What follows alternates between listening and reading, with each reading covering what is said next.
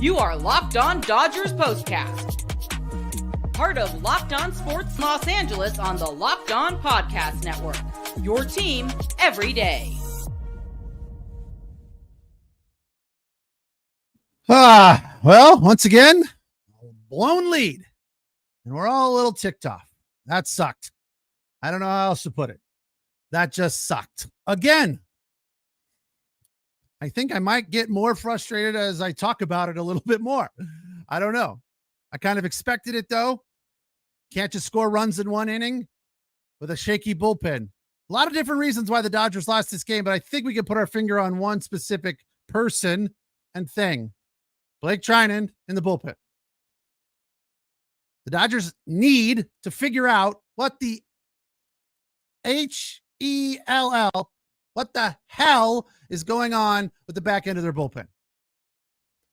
It's trash. It's garbage. And their road woes are kind of mind-boggling. They're a different team at home. They've lost 8 of 10 on the road. It's crazy. Crazy. Had this one. Had it. I just looked at it, and Joe brought it up in the middle of the game. Said that Oral likes to say when you do that kind of a thing and you're trying to cling to a 5-run lead through 9 or 8 innings, he goes, this one's starting to stink. It just doesn't feel good, right? Welcome to the Locked On Dodgers Postcast. We come on right after the game on the Locked On Sports LA YouTube channel and break it down for you.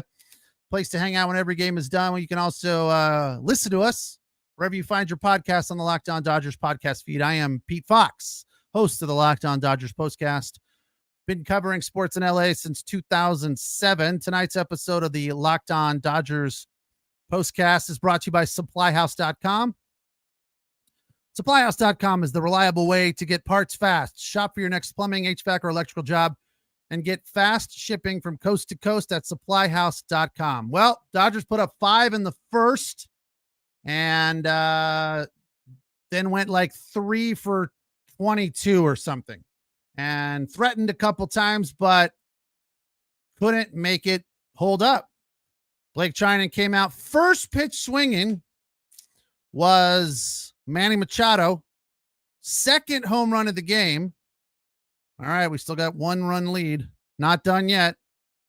Then he throws just a awful cutter. And to me, quite honestly, first pitch home run means you threw a bad pitch as well, right? Got to get ahead. And he didn't do that because Machado went deep. First pitch, slider, I believe it was. And then the cutter to, what's that guy's name? Merrill. Just a bad pitch. Tie the game. And at that point, it was kind of like, especially when you go to the 10th and you don't play to run when you've got a guy at second base with nobody out. And again, I'm sorry. I don't understand why you don't bunt that guy over, get that run. Different ball game. Padres did it. And guess what? They won. So, but again, that's not why the Dodgers lost. It was Machado. It was Treinen. And the fact that the Dodgers just don't have a good closer. Since Evan Phillips has become unreliable, and that's putting it mildly, 8 runs over his last 5 outings or something awful like that. They're grasping at straws. What do we do? What do we do? Kopech is the new guy that they've acquired in the bullpen from the White Sox. Don't know if he has closing potential, but at this point, I think the Dodgers are willing to try out anything. Victor says, I am tired of Dave Roberts. He needs to start playing small ball, start bunting, hit and run. I've been saying that for a long time. Yellow Man just didn't say any words, just put a turd up there. That pretty much sums it up, King Yellow Man. This one was an absolute turd. Great first inning. And you know what? I'm getting to a point with good offensive first innings where I'm like, well, this is cool and all, but what's the dark underbelly of this? They're going to do nothing for the rest of the game. And we've seen this a few times at least from the Dodgers. One big inning, and then they just go to sleep from there. I was encouraged to hear this stat. When the Dodgers have scored first, they are or were 45-10, now 45-11. So it works out well most of the time. But to me, I look at this game and I say, yes, it's still July. We got another month to go, at least month and some change, 2 months really, if you count September, and playoffs start late September. At this point, look, Dodgers are only 5.5 up on the Pods. Let's not sit here and go, oh, well, they're in the playoffs. Yeah, no, not necessarily. Anything's possible. I mean, yeah, they probably can figure out a way to get in as a wild card, but not if they keep playing like this on the road. You can't lose 8 of 10 on the road down the stretch. 5.5 up on the Pods, 58-51. San Diego Dodgers 63-45, 6-4 over their last 10. But the road woes are just screaming at them in the face. It's like, you guys need to pull your head out on the road and play better baseball. Now, I will say, as I watched this game, I did feel like the energy was there. It's like the Dodgers get up for the Padres, unlike I feel like they do against maybe the Giants and the Diamondbacks. Nando says the Dodgers record is a facade. The team is average, no fire. Yeah, well, true to a certain extent. They got some fire. I wouldn't say they have no fire. And let's not forget Mookie Betts is hurt. Yamamoto's hurt. They got some injuries that they're dealing with. So they're struggling right now for sure, especially on the road. And even when they have a nice little stretch like that homestand against Boston and I believe it was the Giants. It's so funny how quickly I forget like who the Dodgers played like 2-3 days ago. Red Sox and Giants. Yeah, they played well in those two series. They won 5 of 6 coming right out of the All-Star break after they had lost 5 of 6. So that was nice to see. But I feel like the addition of Flaherty is also helpful, right? They got pitchers. This is good. It's going to get better, but I still feel like there are sore thumbs, if you will, about problems that they have, and they don't seem to me to have that resilience. Up 5-0, Padres peck away, tie it in the 9th, and at that point I was like, when they didn't score in the 10th, I'm like, they're done. This is over. There's no way they can get out of it. And then, Vesia comes out, 2-0, 3-0, has to walk that guy. And I'm like, we're done. We're done. And then a pinch hitter too. That's another thing that just kind of ticks me out, but they just don't seem to have a resiliency when they get into a tight spot. And that's something that is, right now, maybe not a big issue, but you just don't like seeing it. And it doesn't give you confidence that this team is a winner, right? Yeah, they're winning. They have a over 500 record, but when you have a couple of guys down and you don't have the ability to rebound or be resilient or bounce back or, fight through some high leverage situations, it's a scary proposition for the future. And I know that's still a ways away. What do we got? 60 some games to go. So anything's possible. They could, this lead could be erased by the Padres. And before we know it, we're in a battle, and that ultimately could be good for the Dodgers. Maybe, we've seen the opposite where they cruise by 20 games and are playing meaningless games at the end of September.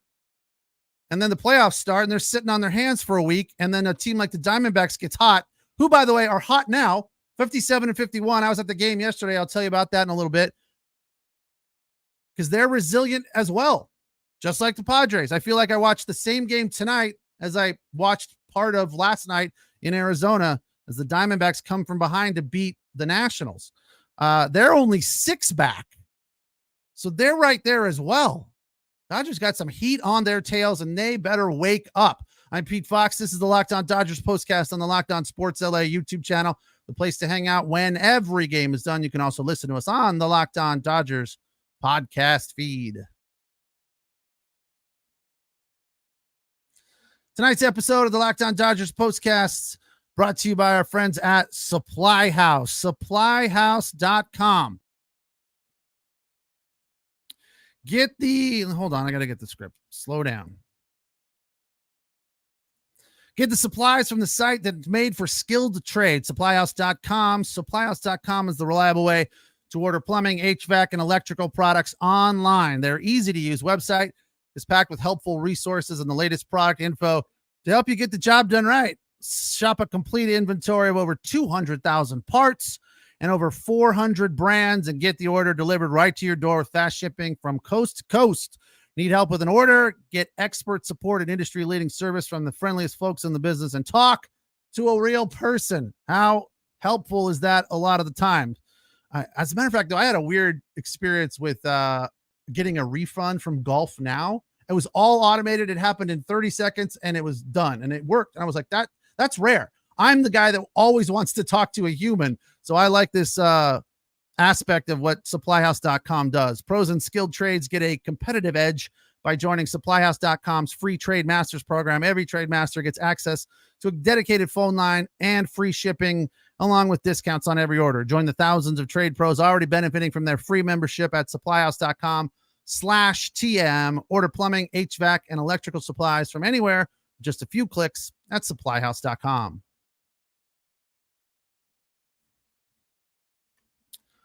Here's the other swift kick to the crotch to the Dodgers about this game. The Padres bullpen has been garbage. Now, they've made some additions. I don't know if those guys pitched tonight. I don't think they did.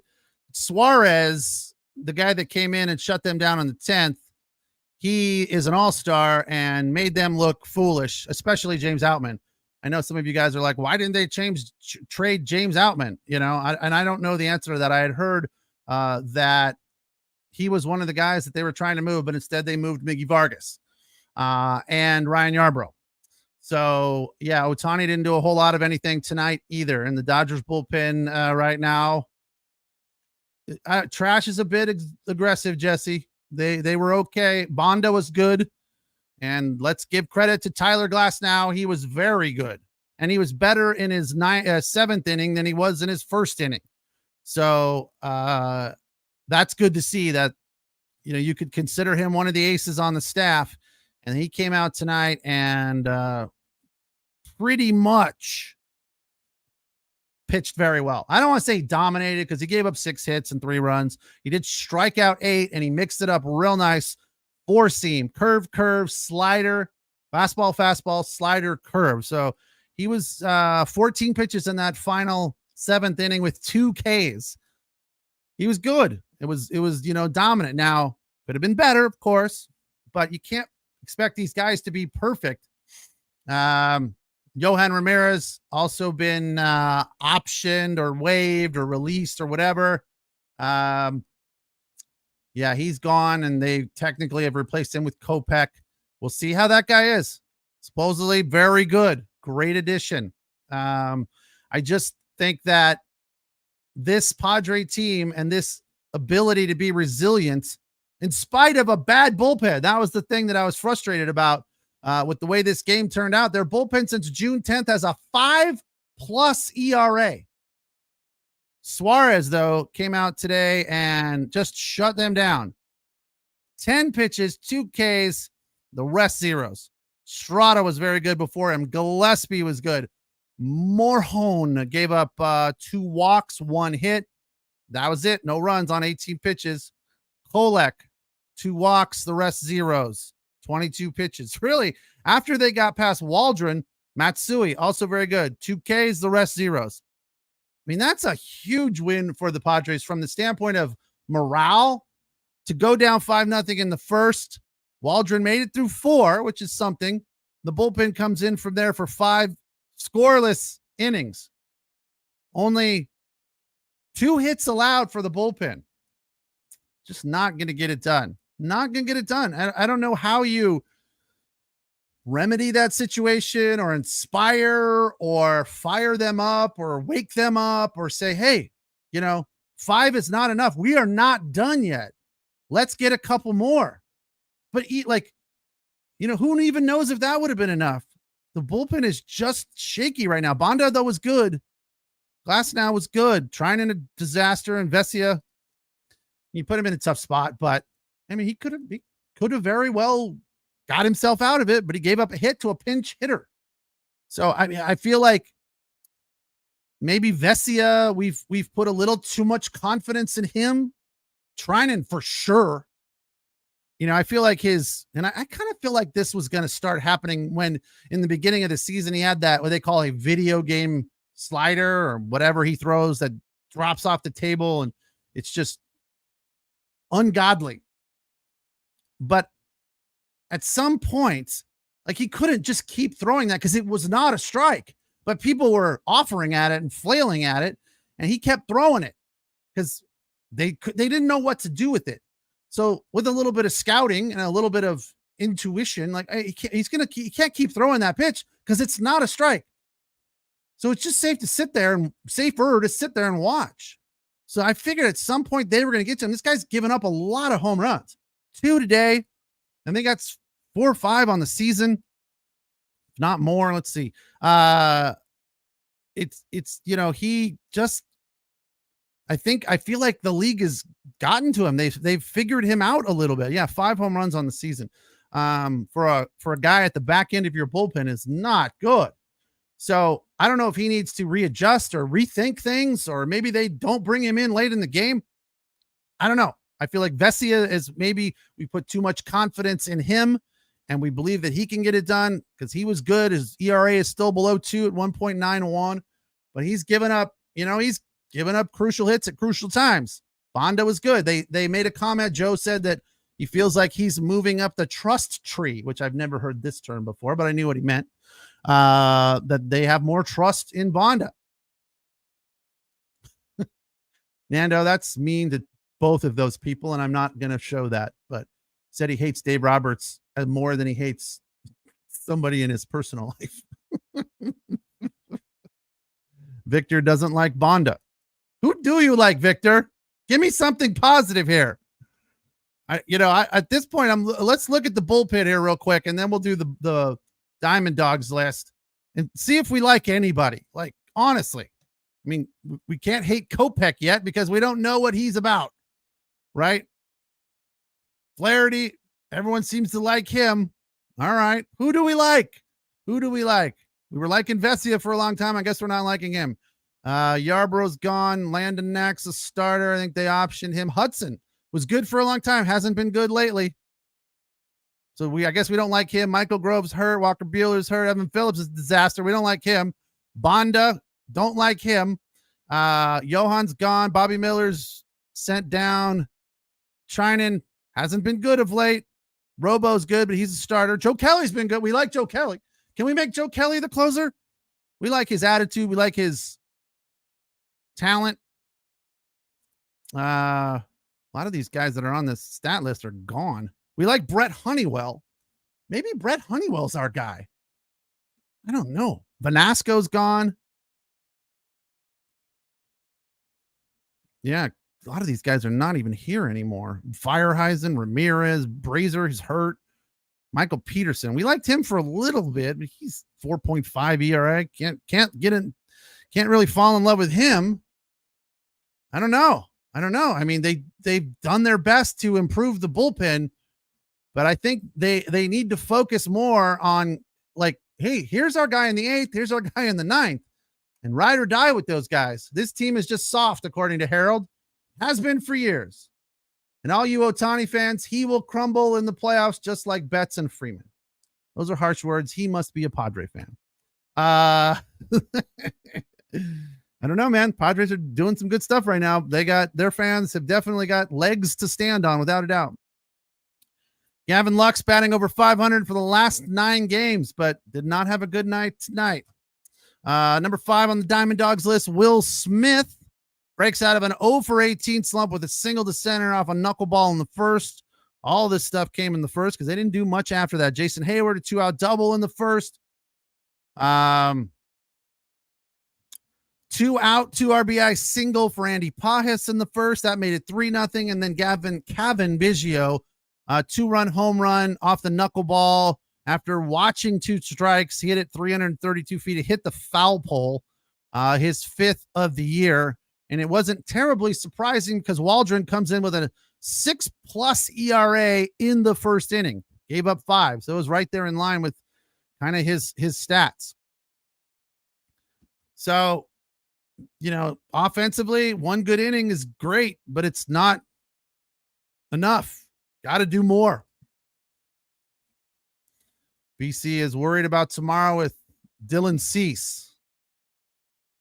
And I mean, this is the one good thing that's going on for the Dodgers right now is these rookies that are pitching have been doing well. But I that is also like thin ice for me. I look at that like a 5-run first inning and I go, well, that can't keep up. I mean, I'm not saying they're bad, but the league will start to figure them out. They'll start to understand what's going on and what these guys are capable of. And then they'll have to become better pitchers and get more seasoned, smarter. They'll have to work harder. And tomorrow is Clayton Kershaw. Sorry, not a rookie. The exact opposite of that. So Nando not feeling good about that. Oh, geez, that old fart Kershaw's pitching tomorrow. Oh, you crack me up, Nando, I swear. Dodgers fall 6-5, blowing a 5-run lead as the Padres got 2 home runs in the 9th and then walked it off in the 10th. Walking off is a double edge. It's great. Like, it's fun when your team does it, and it is awful when it happens to you. It's like popcorn, right? Microwave popcorn. It's great until you burn it, and then it's one of the worst smells on earth. I'll tell you about the Diamondbacks game from last night that I went to as they played the Nationals. Felt a lot like this game because I don't know that there's much more to say about this one. A few nice defensive plays, which we can get to after the break as well, for the Dodgers, which ultimately didn't mean anything, but it was still nice to see. I feel like their defense is good. It's not one of their problems. This is the Locked On Dodgers postcast on the Locked On Sports LA YouTube channel, the place to hang out when every game is done. Thanks for making us today your second listen. I know you guys checked out Jeff and Vince with the Locked On Dodgers postcast earlier today. They were on live after the trade deadline, which is cool. And we're here now making us your second listen. Thank you for doing that. I'm Pete Fox. We'll take the break and come back and wrap this one up.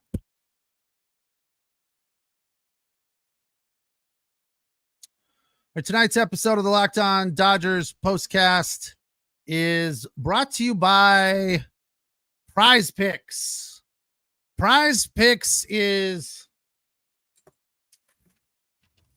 America's #1 fantasy sports app with over 3 million members. They are the easiest and most exciting way to play DFS. It's just you against the numbers. You pick more, you pick less on 2 to 6 players and their stat projections, and watch the winnings roll in. I had a nice little Olympic tennis PrizePicks selection going a couple days ago, and I was like, oh, I've forgotten about it. I'm like, I wonder what happened there. I went back to look at it, and I got my money back because it was disqualified because one of the guys didn't play. I'm like, come on. Hey, I hate it when that happens because you get all excited. It's almost better to lose than getting your money back because that's just like, a tie, and ties suck. But I'll have to get another one going for tomorrow. They also got the Demons and Goblins. Most exciting way to play PrizePicks. Squares marked with red demons or green goblins get you different payouts. Red is higher, green is lower. A little bit easier to hit those. But if you hit 4 red demons, you can win up to 100 times your money. Quick deposits and easy withdrawals. My initial deposit was super painless and hassle-free. And I also got that bonus up to $100. So check that out. Go to PrizePicks.com.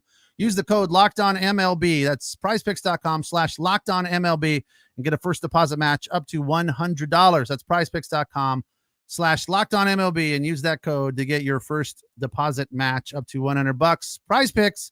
Pick more, pick less. It's that easy. So Dodgers lose tonight 6-5, walked off by the Padres in the 10th, blowing a 5-run lead. So I went to the Diamondbacks game with an old colleague last night, and the Nats came out blazing, just like the Dodgers did tonight. I think they put up 5 in the first and 1 in the second. So 6-0 Nats. And the Diamondbacks left their starter in there, Montgomery. And you think kind of like tonight, he went through 4 or 5 innings. And then the Diamondbacks scored 1, scored 2. I think it was 7-2 at one point. I had to get on the road to head home fairly early. My buddy had to work. So we left a little early, like in the 7th. And got home, and my buddy's son goes, I don't mean to ruin everyone's night, and I'm not joking. The Diamondbacks are down 1 in the bottom of the 9th. And we're like, no way. And then about 5 minutes later, he goes, Diamondbacks win on a walk-off 9-8. I was just like, wow, I guess we were bad luck. We should have, stayed. But, that's fun and that's great. I still had a good time. I feel like that happens a lot when I leave games early. Something always comes up late in the game. But, good for the Diamondbacks. It's, they're playing resilient ball. They're a pretty good team, as are the Padres. Dodgers right now are not resilient. They are lackluster and struggling on the road. So tomorrow's kind of a big one. I don't know that anybody would have thought this late in the season, the way it started, that they'd be 4.5. If they lose tomorrow, they'll be 4.5 up on the Padres. So a win tomorrow would really, really be nice. Austin Barnes, a 12-game hitting streak, came up in a crucial position, bases loaded, first pitch, cued one off the end of the bat, and the Dodgers come away empty. Gavin Lux had a nice defensive play in the 8th, charging a slow grounder from Jurickson Profar and threw him out. Smooth play. That was nice to see. So, the defense for the Dodgers, pretty good. It just, to me, there's this black cloud hanging over the bullpen late in games. It just seems like they can't handle the pressure right now. They can't find the strike zone. They can't get people out. And that's not good. It's something that they really need to focus on, or find somebody to fill that role and then ride that guy. Like, here's our guy in the 9th, unless it becomes a disaster. I feel like Dave Roberts shifting and moving and trying different guys, running through different guys in the 9th. Let's be honest about closers. They're a little off. There's something special about a closer that other relievers don't have. And that's one of the reasons I think Joe Kelly would be good in that position. He's been a closer before. He kind of has that. He's not off per se, but he has that different attitude. And the Dodgers don't have a guy like that. Like, I don't know that anybody ever thought it was Daniel Hudson. Maybe for a little bit we thought it could be Blake Treinen. I don't know that we thought it was Vesia. I don't think we think it's Banda. So they got to find somebody and be like, hey, put this in your head. You are the closer, and we need you to act that way. We need you to behave that way. I'm not as discouraged by Clayton Kershaw as some of you guys are. Manuel, oh no, not knockout Kershaw. Nando, you already made one comment, but he had to come with another one. Kershaw's last 4 innings against the Giants, who are a crap team. He will get lit up tomorrow. Kershaw is still a good pitcher. He's still a veteran. He still knows how to pitch against good teams or bad teams or whatever. Our final word from Harold Smith, who's been a Dodger fan as long as I've been alive, 55 years. I just live in the real world. It's like a broken record year after year. There's no grit or toughness on this team. I hate to agree with that comment, Harold, but I do. And I have yelled and screamed about that here frequently. Just trying to play it a little positive, that even though the Dodgers are not playing well right now on the road, there's still plenty to be encouraged about. And a lot of that has to do with the injuries and the guys that are gone, like Freddie Freeman's dealing with a family matter. Mookie Betts still hurt. Like, you get those guys back, it makes a different team. Now, it doesn't change the bullpen. and the closing situation. But Kopech might be that guy. We don't know. We haven't seen this guy pitch yet. So there are answers hanging out there. Let's just, for now, be positive that something can change. It can change. We're not dead yet. We're not dead yet. Still in first place. It's not looking good right now, but it's not over yet. It's still July. And tomorrow, guess what? Still July tomorrow. I'll talk to you after the game tomorrow. 4:30 or 4:20, 4:40, early start. So we'll be here a little bit early on the Locked On Sports LA YouTube channel. I'm Pete Fox. This is the Locked On Dodgers Postcast. Thank you for joining me. Thank you for comments as usual. Thanks for listening on the Locked On Dodgers podcast feed. We will talk tomorrow. Have a good night.